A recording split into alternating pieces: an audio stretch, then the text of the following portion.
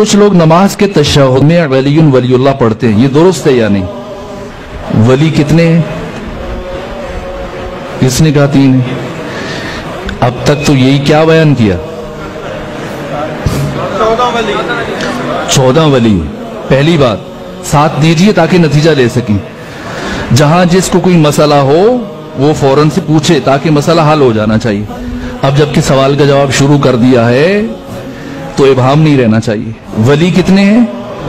14۔ کیا ان 14 میں سے پہلے 3 کی ولایت ہم پر واجب ہے اور باقی 11 کی ولایت واجب نہیں؟ کیا عقیدہ ہے آپ کا؟ سب کی ولایت واجب ہے، یا پہلے 5 کی واجب ہے اور اگلے 9 کی واجب نہیں ہے؟ سب کی واجب ہے، سب کو مانے۔ 13 کو مان لیں، امام زمانہ کی ولایت کا انکار کر دیں۔ آیا آپ نے اقرار کیا؟ آپ مولائی ہیں؟ نہیں۔ ایک کی ولایت کا انکار سب کی ولایتوں کا انکار ہے۔ ہم پر 1 کی نہیں، 2 کی نہیں، 3 کی نہیں، 5 کی نہیں، 14 کی ولایت واجب ہے۔ غدیر میں رسول اسلام نے کیا صرف علی کی ولایت کا اعلان کیا؟ سب کی ولایت کا اعلان کیا۔ کیا غدیر میں پیغمبر گرامی اسلام نے علی ابن ابی طالب کے ہاتھ پر جو بیعت کی اور باقیوں سے کروائی، مردوں سے بھی خواتین سے بھی، کیا صرف علی ابن ابی طالب کی بیعت کروائی گئی؟ سب کی بیعت کروائی گئی۔ تو اب سوال بتائیے کہ کیا آپ کا سوال کیا ہے کہ تشہد میں علی کی گواہی کا پوچھ رہے ہیں یا سب کی گواہی کا پوچھ رہے ہیں؟ آپ علی کی گواہی دیں تو کیا امام حسن کی گواہی واجب نہیں ہے؟ جس دلیل کی بنیاد پر علی ابن ابی طالب کی ولایت کی گواہی واجب ہے، اسی دلیل کی بنیاد پر امام حسن مجتبی کی گواہی بھی واجب ہے یا نہیں؟ جہاں اختلاف ہو بتائیے گا، میں بہت رک کے چل رہا ہوں جی۔ خوب، میں عرض کرتا ہوں، اگر امام حسن مجتبی کی ولایت کی گواہی واجب ہے تو امام حسین کی بھی واجب ہے، فرق نہیں ہے۔ اگر کوئی 6 اماموں پہ رک گیا، 6 امامی بن گیا، کیا آپ اسے شیعہ تسلیم کریں گے؟ اب شیعوں میں جو فرقے ہیں، مثلا جیسے زیدیہ ہے، اس کا تشیع سے تعلق نہیں ہے۔ اسماعیلی ہیں، ان کا تشیع سے تعلق نہیں ہے۔ شیعہ کون ہے؟ جو ان 14 کو مانتا ہے اور پیغمبر کے بعد، جناب سیدہ کے بعد 12 اماموں کو مانتا ہے۔ 11 کو بھی مان لے تب بھی کافی نہیں ہے۔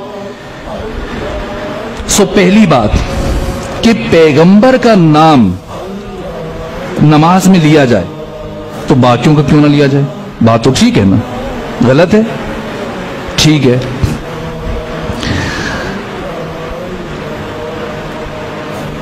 علی سے لے کر امام زمانہ تک، بس پیغمبر کا نام لینا کافی نہیں۔ تو اگر علی کا نام لیں تو باقیوں کا کیوں نہ لیں؟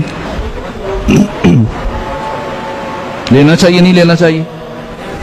کیا آپ علی کا نام لینے کے بعد مطمئن ہوں گے کہ بس کافی ہے؟ نہ، نہیں۔ یہ سوال پیدا کیوں ہوا اور سوال پیدا ہوتے کیوں ہیں اس طرح کے؟ یہ بات میں نے اشارے میں کل یا پرسوں آپ سے کہہ دی تھی۔ غلط فہمیاں کب آپ کے درمیان پیدا ہوں گی؟ جب آپ اپنی اساس سے بے خبر ہوں گے، اور جیسے ہی جہالت آئے گی دشمن اس جہالت سے فائدہ اٹھا لے گا، اور آپ اپنی مسجد کے اندر، امام بارگاہ کے اندر ولایت جو رمز وحدت ہے، اسی ولایت کے نام پر آپ ایک دوسرے سے الجھ جائیں گے۔ اب میں سادہ ترین بات پوچھتا ہوں، میں آپ کو نہیں الجھاتا چونکہ میں نے آگے جانا ہے، اور میں سمجھتا ہوں کہ یہ ایک بات بھی صاحبان معرفت کے لیے کافی ہو جائے گی۔ یہ نماز، اس نماز کے واجبات ذرا سا مجھے سنا دیجئے تاکہ میں آپ کو جواب دوں۔ کتنے واجبات ہیں نماز؟ 11۔ نیت، تکبیرۃ الاحرام، قیام، رکوع، سجود، ذکر، قراءت، ترتیب، موالات، تشہد، سلام، ان 11 میں سے 5 رکن اور 6 غیر رکن، یعنی 5 کو آپ نے بھول کر یا جان بوجھ کر اضافہ کیا یا کم کیا، نماز اسی وقت باطل ہے، بے شک بھول کے کریں، بے شک جان بوجھ کے۔ باقی جو 6 ہیں اگر بھول گئے ان میں تو نماز پہ کوئی فرق نہیں پڑے گا، اور اگر آپ نے جان بوجھ کی کمی بیشی کی پھر نماز باطل ہے۔ مختصر کر رہا ہوں،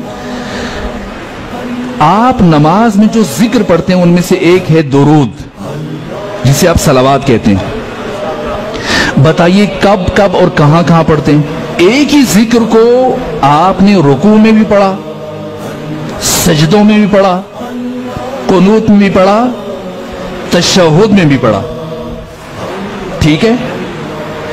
اب بتائیے، یہ بات پہنچی ہے آپ تک؟ اب بتائیے کہ رکوع میں کس نیت سے درود پڑھتے ہیں؟ رکوع میں مستحب، سجدوں میں مستحب، قنوت میں مستحب، اور تشہد میں کیوں بھائی؟ نعوذ باللہ، کیا اللہ مزاج کا تابع ہے جیسے ہم موڈی لوگ ہوتے ہیں، ادھر یہ کر دیا ادھر وہ کر دیا؟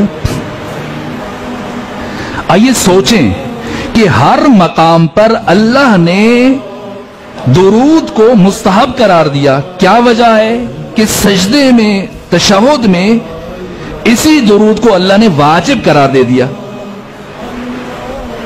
وہ ساری چیزیں نماز کے وسط میں، دوران میں، رکوع بھی، قنوت بھی، سجدے بھی۔ اب ہے نماز کا اختتام، وہاں اختیار ہے، پڑھو مرضی، نہ پڑھو مرضی۔ لیکن اب جب کہ نماز ختم ہو رہی ہے، اہم ترین عبادت فروعات دین میں سب سے پہلے، تو اب نماز کے آخری مرحلے میں اللہ نے درود کو واجب قرار دیا۔ کیوں؟ اس لیے یہ درود کیا ہے؟ یہ درود ان 14 کی ولایت کا اعلان، اقرار اور اظہار ہے، جس میں پیغمبر بھی شامل ہیں، فاطمہ بھی شامل ہیں، حسن حسین بھی شامل ہیں، علی بھی شامل ہیں، امام زمانہ، سب۔ پیغمبر کا ذکر الگ سے کیوں ہو رہا ہے؟ تاکہ ختم نبوت کا اعلان ہو جائے، عبدہ و رسولہ، بس۔ اگر ختم نبوت کا اعلان مقصود نہ ہوتا تو ہرگز تشہد میں عبدہ و رسولہ کا کلمہ نہ ہوتا، اللہم صلی علی محمد و آل محمد کافی ہوتا۔ بس یہ درود، یہ صلوات تشہد میں ان 14 کی ولایت کا اقرار ہے، یہ صرف تشیع میں نہیں ہے۔